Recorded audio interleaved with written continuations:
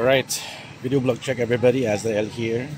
I'm still here sa Daraitan, Tanay Rizal. Accommodation namin sa may Nature Escape Camp.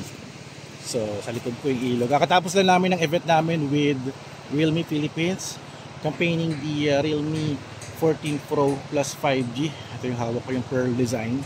So nalaman ko pala, no, may ibang variant pala na walang sensitive color changing body, no, ito mga cold temperature. Itong pearl white lang pala yung meron, yung black pala wala.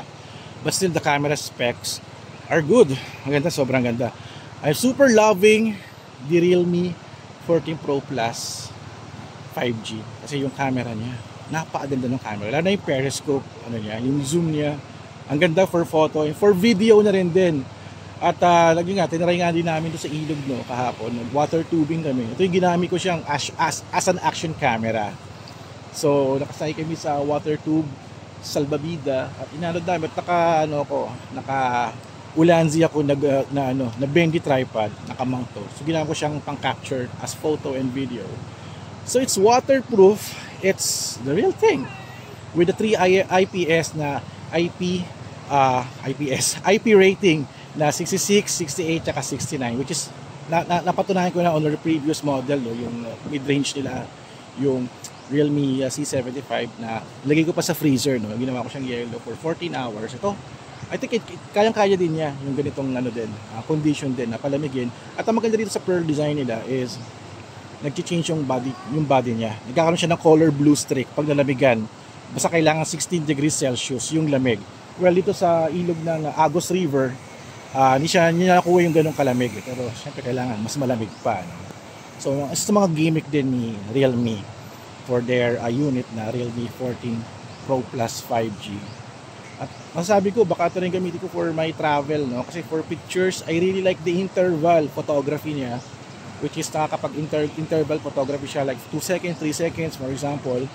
Pang time-lapse din, pwede rin din yun. So maganda doon is nagagamit niya yung rear camera niya. Triple rear camera. Yung dalawang lens is 50 megapixel. So napaka-husay niya. And here si Mang Earl, ayan, is using the Realme Pro Plus 5 na kulay black naman. So ayan, vlogging kami. At umaambon na. Ito, no, nakakatawa, no, habang nakatambay kami dito kagabi, umuulan, gamit ko pa rin yung phone ko. Hindi ako natatakot, no, dahil it's waterproof kahit mabasa siya ng ulan. As in, literally, wala kami pakialam na umuulan. Oo. So, nagsiselfone lang kami, nagkikwentuhan kami. Ganon, ka-chill tong cellphone. Ka-chill lang kami dito. Umaambon dito kami, nakaupo lang kami dito. Nag-upload. Kasi may mga contest activities kami. No? We need to upload some of our entries. Which is, nanalo ako ng ultra-wide shots. So, ayun. At nanalo ako ng Happy Camper Miss Congeniality Awards. Ewan ko wala ba? Ewan ko wala naman ako ginagawa eh. Ay. May porsyento ako. Ayaw nga pala. Siya yung gumawa ng wide angle shot ko. Ayun. So, nanalo ako ng bagong Realme Buds na hindi ko pa pwedeng pakita kasi nakabundle siya dito. Nakabundle siya dito. Naka-embargo ko. Basta maganda yung earbuds niya. So, ayun, we're still here sa napakagandang, napaka-chill dito. No? Napakaganda ng weather. At perfect testing out the Realme 14 Pro Plus 5G. I suggest kung kukuha kayo ng pang-travel, good photos and videos, parang nandito na siya eh. Na-enjoy ko na eh. Marami kong phones, no? Nasira nga yung isang phone ko nung isang araw, nabasag eh. Parang pinag-isip, alam ba, saan na ba ako lilipat?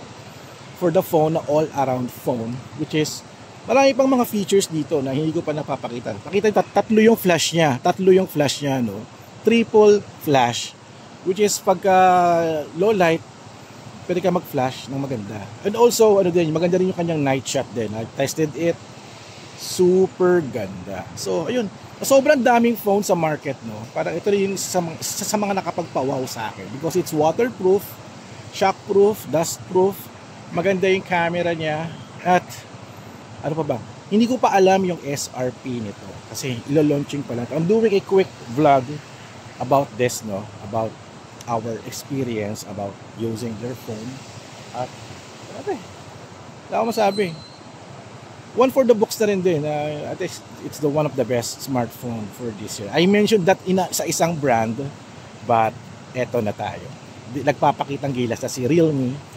At ayun, super happy ako with this unit na nilabas nila for this year. Kaya maraming salamat kay Realme Philippines for inviting us here for the adventure sa Nature's Escape Car. Kasama yung mga friends natin, the mga Techmedias. So ayun. So abangan nyo for the SRP availability.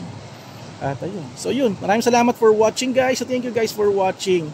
So don't forget to subscribe, like, and comment. And I'll see you guys in the next video. Love. Tala kami Manila. Bye-bye. Thank you Realme.